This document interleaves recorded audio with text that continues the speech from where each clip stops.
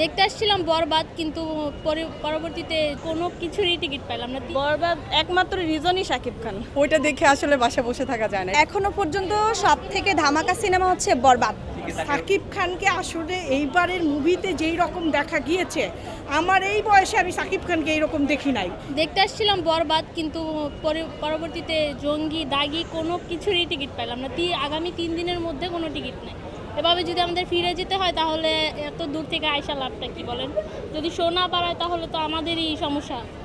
আর বরবাদের জন্য একদম মোস্টলি আসা।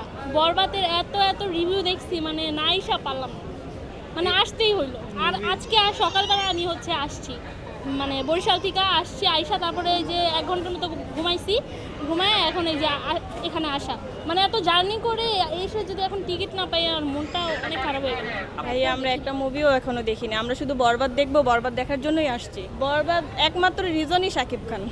শাকিব খানের ফ্যান আমি। শাকিব খানকে ভালো লাগে, দিন দিন যত যেতেছে ওনার মুভি অত সুন্দর আসতেছে, উনিও আরো সুন্দর হইতেছে দিন দিন মানুষের যেমন বয়স বাড়ে, ওনার বয়স বাড়ার কারণে মনে হইতেছে উনি আরো সুন্দর হইতেছে, মেয়েরা আরো বেশি ওনার প্রতি অ্যাট্রাকশন হইতেছে। Romantic all over. জঙ্গলি দেখার জন্য আসছিলাম, টিকিট নাই।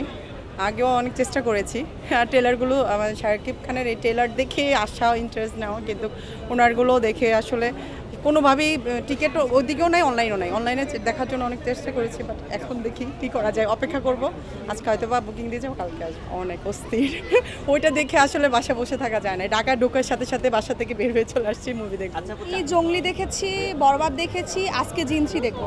হ্যাঁ, সবগুলো তো ট্রেলার দেখেছি। আমার এখনো পর্যন্ত সব থেকে ধামাকা সিনেমা হচ্ছে বরবাদ। বরবাদ একটা ধামাকা সিনেমা। এখানে গল্প ছিল, ভালোবাসা ছিল, অ্যাকশন ছিল, সব কিছু মিলেই বরবাদ একটা ধামাকা। দাগি মুভি দেখতে আসছি, ট্রেলার দেখছি, ভালো লাগছে। এখন মুভি দেখে বাকিটা পরে বলা যাবে। ট্রেলারটা দেখে অনেক ইন্টারেস্টিং লাগছে, মনে হয়েছে যে there is a lot to see. এখন দেখে জানবো। সবগুলোর দেখিনি, জঙ্গলির দেখেছি আর দাগির দেখেছি, দুইটার মধ্যে আমার কাছে দাগি বেটার লাগছে। বান্ডেল থাকলে প্রতি সেনমানিতে টাকা বাঁচবে। বিকাশ সেনমানি বান্ডেল কিনে জিতুন প্রতি লেনদেনে। আমি তো আসলে 2 দিন আগে বরবাদ দেখে গিয়েছি, ফার্স্ট ক্লাস। আর আফরান নিশুর তো আসলে তুলনাই হয় না, খুবই মার্জিত একজন অভিনেতা। সো আফরান নিশুর ছবি আসলে কখনোই মিস করি না। দাগি দেখার জন্য চলে আসছি আমার ফুল ফ্যামিলি নিয়ে, 9 জনের একটা বিশাল টিম নিয়ে কিন্তু চলে আসছি। দাগি দেখব, ফার্স্ট ক্লাস হবে ইনশাল্লাহ মুভিটা। আমরা বরবাদ দেখেছি, ডান।